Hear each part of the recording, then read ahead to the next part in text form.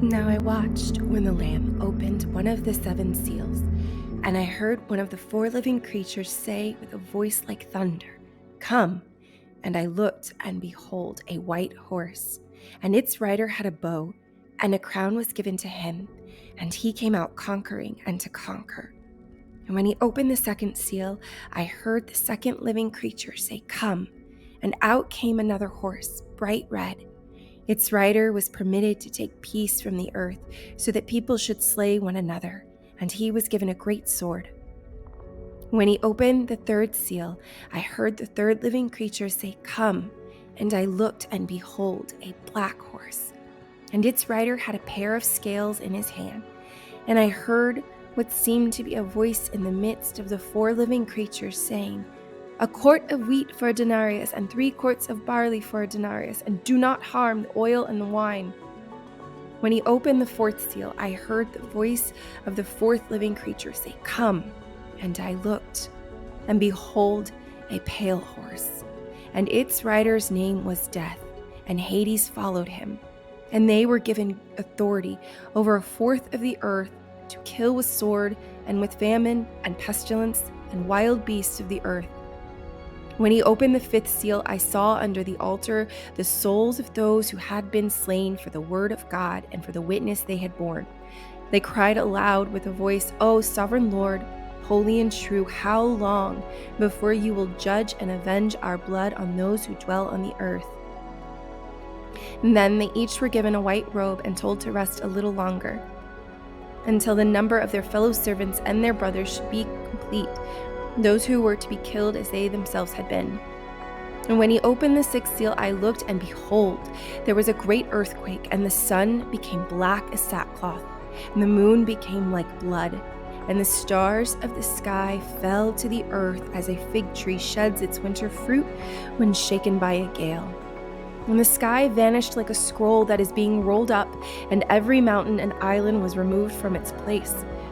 And then the kings of the earth, and the great ones, and the generals, and the rich, and the powerful, and everyone, slave and free, hid themselves in caves and among the rocks of the mountains, calling to the mountains and the rocks, "Fall on us, hide us from the face of him who is seated on the throne, and from the wrath of the Lamb, for the great day of their wrath has come, and who can stand?"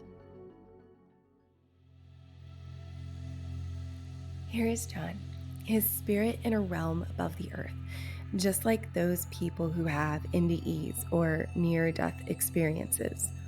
He has this majestic view of the heavens, and he's seeing celestial bodies that would take another 1,000 years for others to perceive them from Earth by telescope and satellite.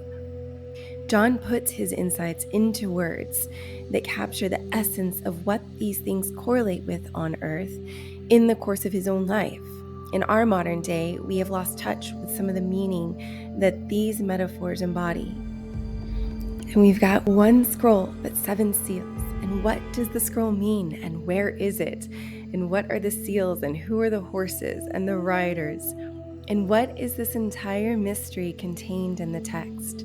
Well, hold on to your own horses, because we are going to dive in from an astronomical view.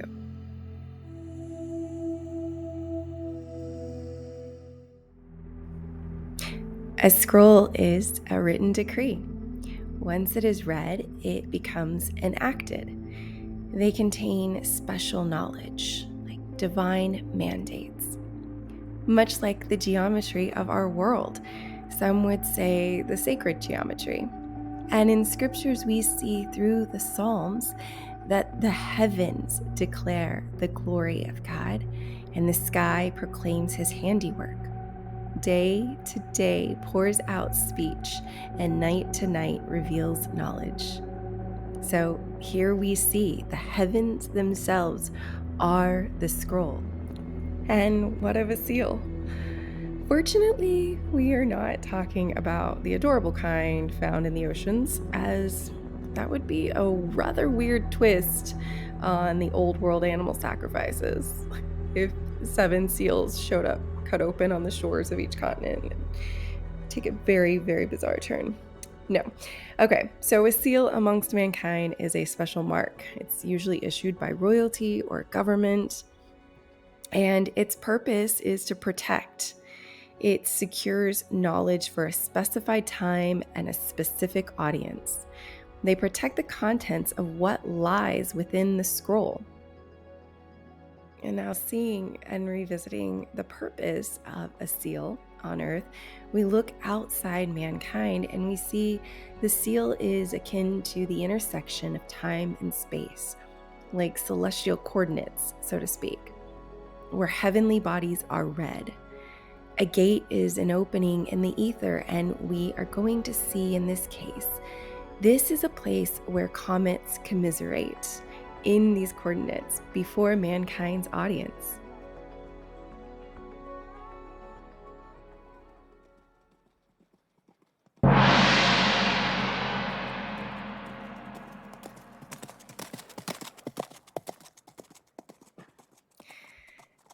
The Roman Empire was not the only one to use horse-drawn chariots to declare the times and superiority. We see the mythical gods of the Olympians and the Titans also wheeled horses in the form of comets passing by. Perhaps one of the favorite parts of this text of Revelation is the horse. For much of human history, the sight and sound of a horse drawing near meant imminent news or war. These majestic and mysterious beasts ushered in a change for both man and mankind. Horses have been known as harbingers throughout history.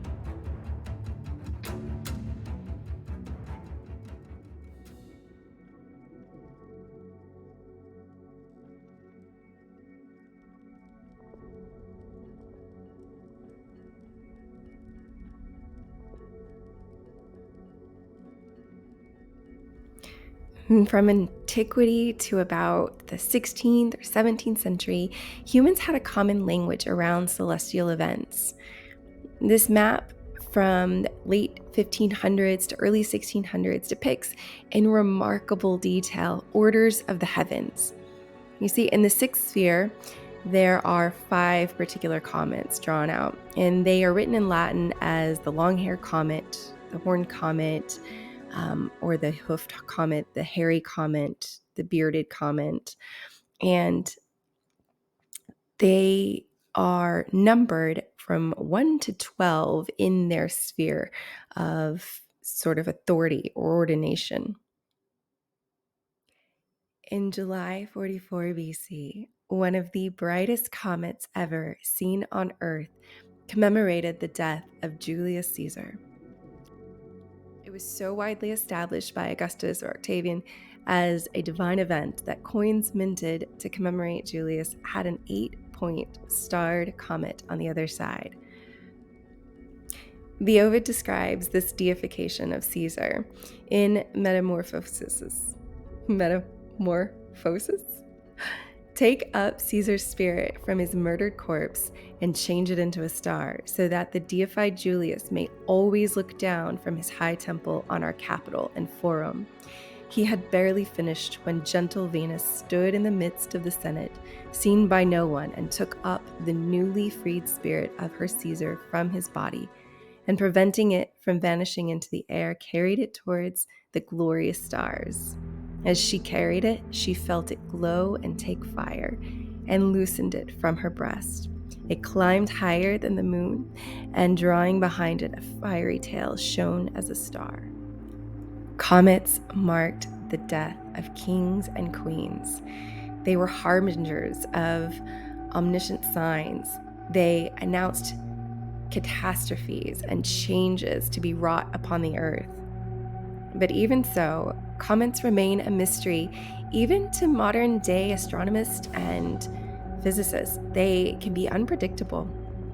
These cycles of comet appearances are seen throughout manuscripts across every nation and period and civilization of our history. They all speak the same language around the meaning of comets. This was universal knowledge. We began to have records of being able to identify the orbits of a handful of comets by their perihelion. This is the point at which their orbit is the closest to the sun and consequently can be made visible briefly from Earth. Even then, comets may not be predictable because their tails can take on different attributes, colors, as they near the sun. Solar interference can even, it breaks apart the tail. In this book, I believe dated in the 1800s, this is an astronomy book, the mathematically derived orbits are observed for a handful of comets. I love the mystery of the rider. When I consider the only context with which I've observed a horse's rider, it's in equestrian sports where jockeys are often the shadow to the horse.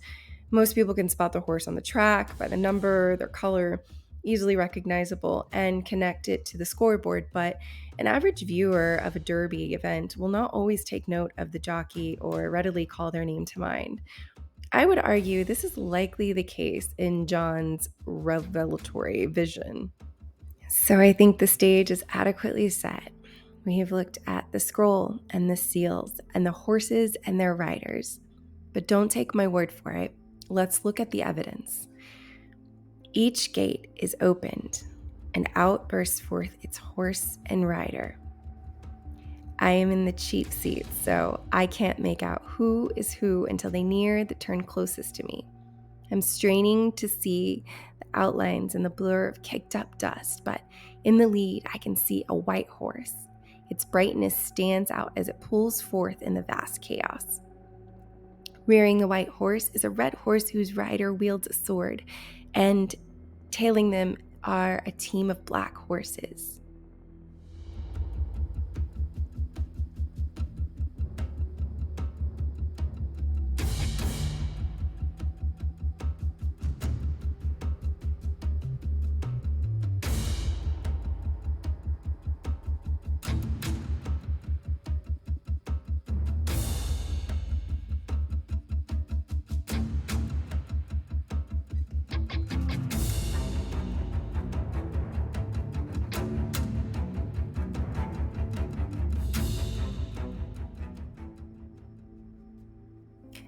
Now I watched when the Lamb opened one of the seven seals, and I heard one of the four living creatures say, with a voice like thunder, "Come." And I looked, and behold, a white horse, and its rider had a bow, and a crown was given to him, and he came out to conquer.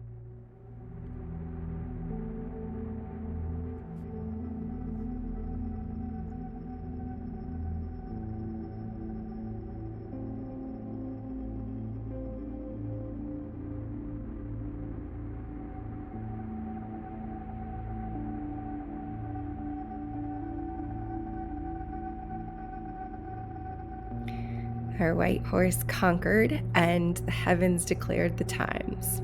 We saw in 2020 some astronomical anomalies, which the world reflected in its global affairs of mankind.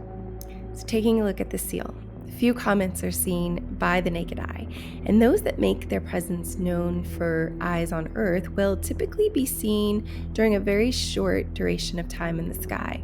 This means that their whole viewing period will likely be found within a particular constellation for the time they are racing by the Earth. Neowise was the comet that broke the Earth's seal in its magnitude, coming in as one of the brightest comets in decades. This event eerily repeats those of the monumentous events in 44 BC. See, in 2020, near the Ides of March, the ozone ripped open above the Arctic. And then, in July, just like Caesar's comet seen in the July 4th of 44 BC, a bright comet blazes forth to announce to the world a divine decree. And if that's not enough, it will be roughly another 6,800 years before Neowise returns to our corner of the solar system. A long period comet on a 7,000-year orbit should remind us this is exactly the amount of time allotted for the age of our generation before we see the new heaven and new earth. Daniel's prophecy of weeks and the template creation story in Genesis gives us a period of 6 days or 6 millennia, and following a creation of 1 day of rest. Neowise was the brightest comet making its appearance through Orion. Here, see Orion's bow comprised of the stars, and we see a crown in the corona borealis.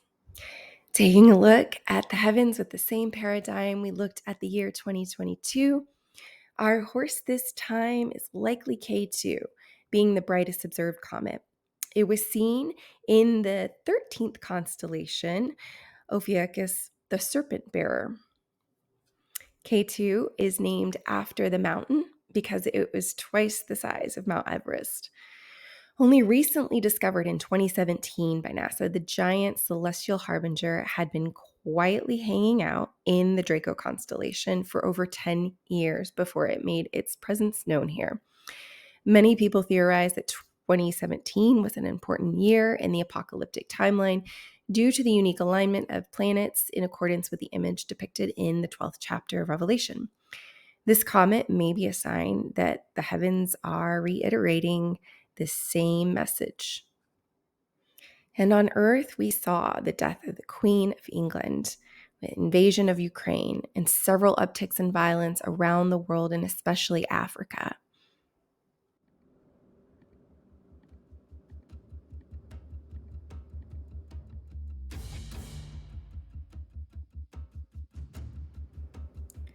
In 2024, the year of the Devil comet, and the breaking of our third seal.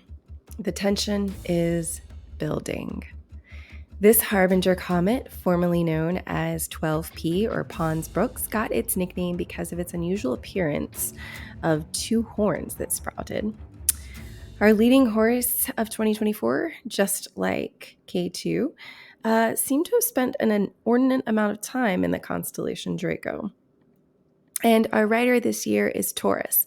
With 12P, it will come within 144 million miles of our planet. But if comets do foretell anything, 12P's path is an ominous one. Before taking on the notable devil-horned appearance, this horse spent a length of time crowning the dragon at Alpha Draconis, which you may know is the star that was previously Earth's pole star. After circling the dragon's head, it hurled itself towards its perihelion apex, then becoming visible on Earth. Notably, February 10th of this year also marked the Chinese New Year as we moved into the year of the dragon. 12P in 1884 was drawn out as the long-haired comet. You can see here in this old depiction. Other signs in the heavens appear this year, echoing the horse's arrival. Everyone is eagerly looking forward to the total eclipse of April 8th, and you can find many coincidences with its path online. We will also round out the year 2024 with a somewhat unique black moon. So super black moons are fairly uncommon just because we'll have two new moons in the same month, and that will wrap up December of 2024.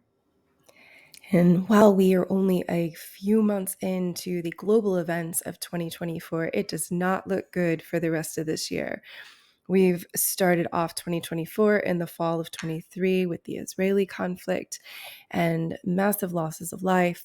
We've got a lot of turmoil with terrorist organizations in the East. We've got inflation and protest in the West over agricultural issues as governments are trying to tighten up the regulations on food production, leading to farmer protests in Germany and France and Canada. And alongside these protests are continuing inflation. We've got pretty high prices. If you've been to the grocery store, you know that, and it hasn't come down. This is setting us up for a massive food shortage in the near future. Looking ahead to the next seal. Starting in the fall of 2025, we will have two contenders worth watching. Comets are, like we said, unpredictable, so it's hard to determine the true course that will manifest for viewers on Earth, but we might consider the clues from the pale descriptor. This would indicate our sign will be marked by daylight and not the night sky. The Greek word is chloros, which also translates to green in some texts. And so perhaps this has caused conflicting interpretations in the book of Revelation as to the pale horse in the past, but it need not to. The sun's current wavelength is 483 nanometers, which falls under the category of green on the spectrometry, specifically pale green cyan or cyan, depending on how you like to pronounce that. And considering the multiple and distinct New Year's dates found in civilizations around the world in antiquity, we usually observe 4 New Year's dates within a calendar year, one in the spring and one in the fall, which direct the agricultural and civil year starts. You can see these in Hebrew text. The other 2 seasonal markers would be the summer equinox and the winter equinox. This means we can always start looking up in the fall, about October, for the first signs of the main solar year ahead.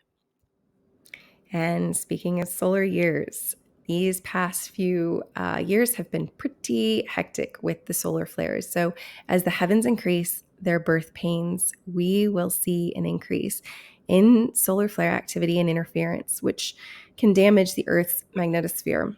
And this damage will set us up for breaks in our global fabric of technology.